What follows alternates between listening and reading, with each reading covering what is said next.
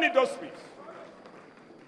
Don't ask me to do you shopping. Let me give you a job that is fashionable.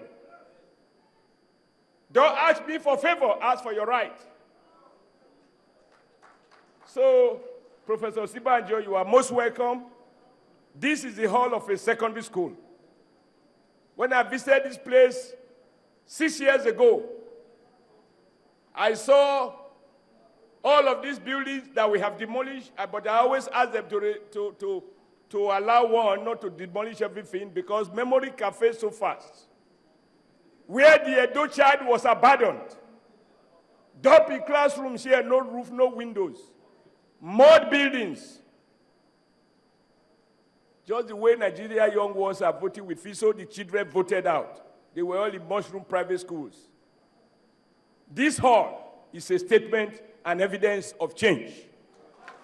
Positive change. All of these buildings, they are new. From the ashes of the old, a new world has been born. So from a Nigeria where people are having self-doubt, people are going to Ghana to seek education. Ghana must go. Now Ghana has come. So, no more lamentation. We got to choose whether to continue to say God did or to recognize that God gave us everything. And he didn't ask us just to rely on him for manners to drop from heaven. In 2015, Nigerians must make a decision. Today, you have the opportunity to interrogate those who will drive those changes so that your children don't inherit a culture and tradition of lamentation. Good afternoon.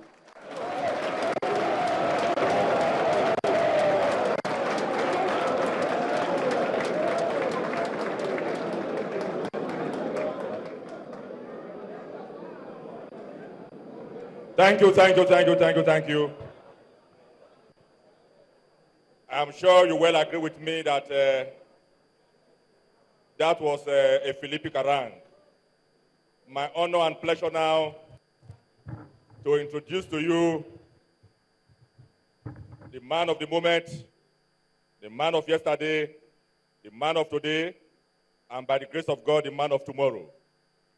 My honor and pleasure to introduce to you the APC vice presidential candidate, and by the grace of God, the Vice President of the Federal Republic of Nigeria from next year, Professor Yemi Osinbajo.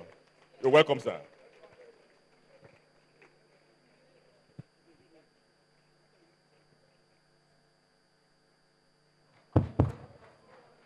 Please be upstanding. Thank you. Thank you. APC. APC. Change. Change. Change. Change. Change. Please sit down. We have no time. We're in a hurry. There is no time to lose, no time to waste. It is time to change. And we must change the way this country is run. We must change the way it's governed. We must change everything that makes us ashamed to be Nigerians. We must change it. And this is our opportunity. February 2014, February 14th, 2015 is that opportunity. We have no choice but to make a difference, to make a change. And I believe that when that opportunity comes, all of us will vote for change. I'm sorry that I'm getting carried away. I haven't had time to recognize my dear friend and brother, the governor of Edo State, Governor Adams Oshiomhole, one of the great inspirations of our time. Here is a man, I think he has shown in a very short time that change is possible anywhere. And he has shown by transforming this state that there are real opportunities for change, and that if we're serious and sincere, we can change just about anywhere, just as we will change this nation. I'm glad that he has taken the time and trouble to invite me and to host me here today, and I want to thank him very much. May I also recognize His Excellency, the Governor of Lagos State, Governor Babatunde Fashola. When you look at his height and you look at Governor Oshiomhole's height, you then know that the APC has the long and short of the matter.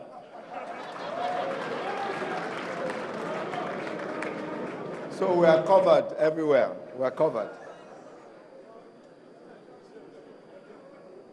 The Right Honorable Pius E. Oduru, the Speaker of the Edo State House of Assembly, the Right Honorable Uyi Igwe, State Chairman, APC, Barrister Aslam Ojezua, Honorable members of the Federal House of Representatives present, Honorable members of the State House of Assembly present, the Secretary to Government, Professor Julius Nhonvere, the Chief of Staff, the Right Honorable Patrick Obahewo, Honorable Commissioners, representatives of the Oba of Benin, and all of our traditional leaders and elders who are here, the traditional rulers, your Royal Highnesses, chiefs, our able and always vibrant market women and market leaders,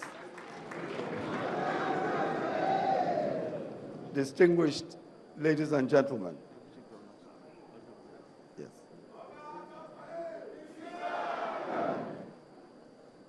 May I also recognize, I think I skipped the Deputy Governor, the Right Honorable Dr. Pius E. Oduru.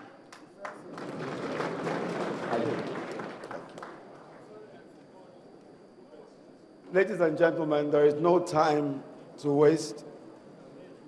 We are at the cusp of history. I'm sorry my voice is disappearing a bit. I have been speaking for so many hours.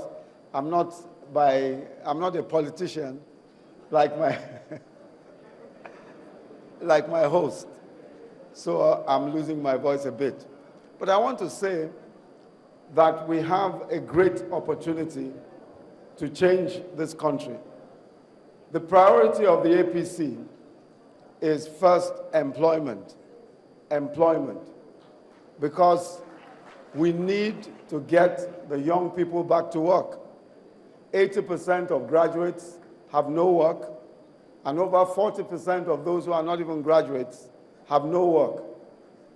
If we continue at the rate that we're going, we will have more people out of work. We'll have double the number of people who are out of work now by 2016. We are turning out people from the universities. We are turning them out from all tertiary institutions. We are not engaging them. It is important that we find a solution. Now, the APC has several solutions to this. The first thing to note is that in our manifesto, one of the basic questions that we ask before writing any policy is how many jobs will this produce? How many jobs will this policy produce? As a first relief, as a first tier of relief, the APC intends that state governments will employ, with the backing of the federal government gets 52% of revenues, will employ 20,000 people, 20,000 young people per state. That is as a relief. Now, that is because there's an emergency. It is an emergency that we have. If we don't tackle that emergency, then we may really run into trouble. And in fact, if you see the restiveness of the young people, the restlessness of the young people, you will notice that unless we do something about this, we will be in great trouble. Excuse me. We'll be in great trouble in very little time.